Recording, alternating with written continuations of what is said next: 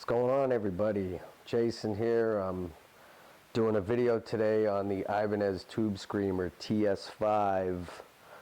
I got this in a few weeks ago, and I mean, I don't know how old this pedal is, but you know, it's pretty old.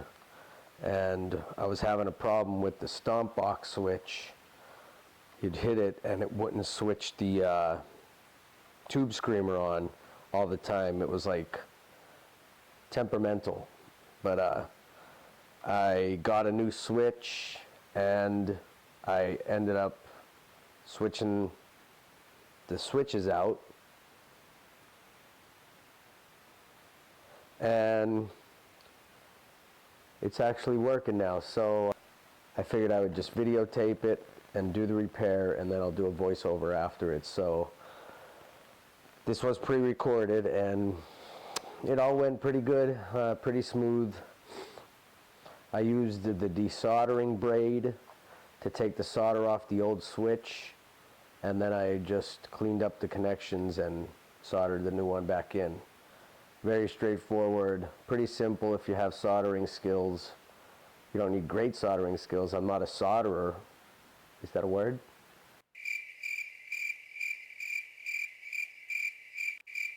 All right, let's show you the repair. All right, here's the TS-5 tubescreamer. First, we're going to start by taking out the 4 screws out of the back of the pedal. And the fast forward video is always fun to watch.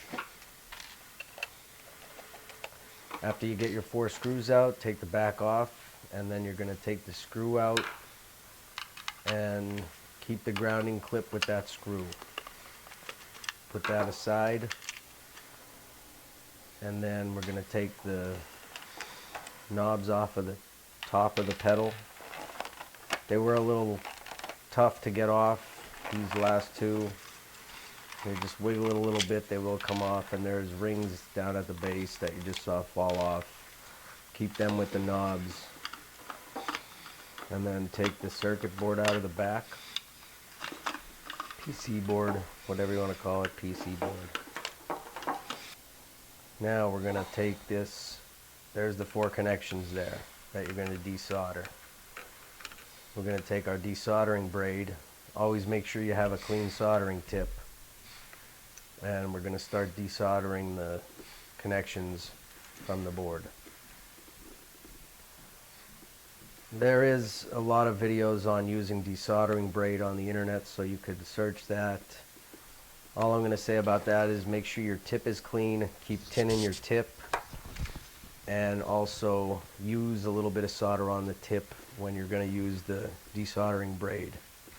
That helps to loosen up the solder that's on the connection already, and it will go much quicker. And once your desoldering braid fills up with solder, then just cut it off and use a new section of desoldering braid. This repair took me probably about a half hour to 45 minutes to do. Pretty quick repair and pretty simple to do.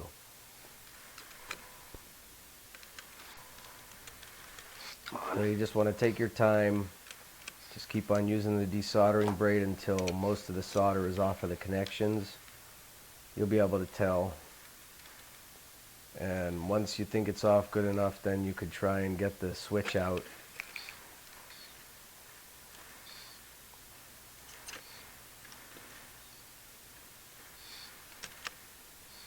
And here I'm just trying to get the switch out, and it was wiggling a little bit, but it didn't come out, so I had to use the soldering iron to get a piece of solder that was stuck on one of the connections.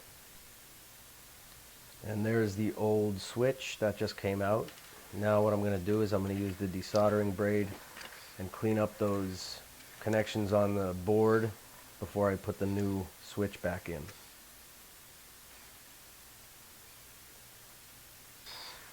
There's the new switch. You can see how small it is. And those leads are designed that you could just push it into that board and they'll stay in there, which is convenient, so you don't have to hold it while you're trying to solder it. So I put the switch in. Make sure you have that switch in the right position with the button facing up towards the top of the pedal. Clean my soldering tip, and then I'm just going to solder these 4 connections, which took about maybe 30 to 45 seconds. This part is real time. I didn't speed this up so you could see how quick it is to solder those connections on.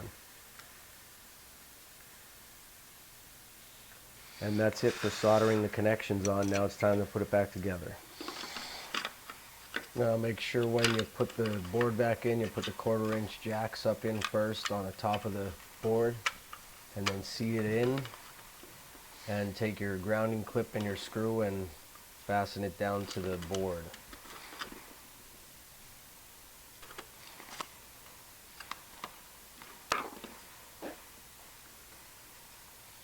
Once you get that done, you're going to take your plastic cover, put that over the board, and then you're going to put your cover on the back of it and put the 4 screws in, fasten them down,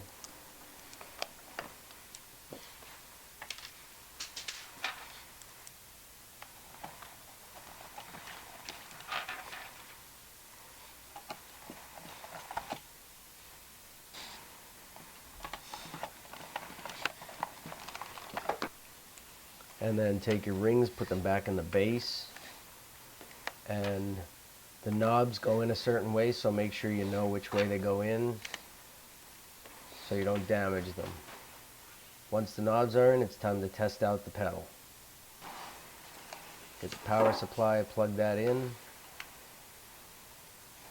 and as you can see, the red light is lighting up after I hit the button every time, which is what we want. It's not giving me a faulty signal anytime and not going on when I push it, which is great. And that's all for this repair, and I'm glad you watched it. I hope you got something out of it.